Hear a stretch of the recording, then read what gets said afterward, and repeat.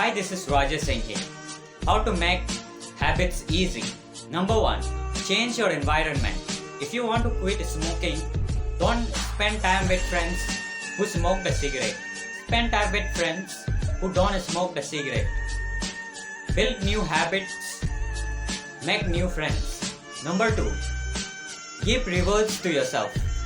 If you go for exercise in the morning, then after coming from exercise, give rewards to yourself. Eat something, listen to your favorite songs, watch some funny videos, do what you want to do for few minutes. Number 3. Make your habits attractive.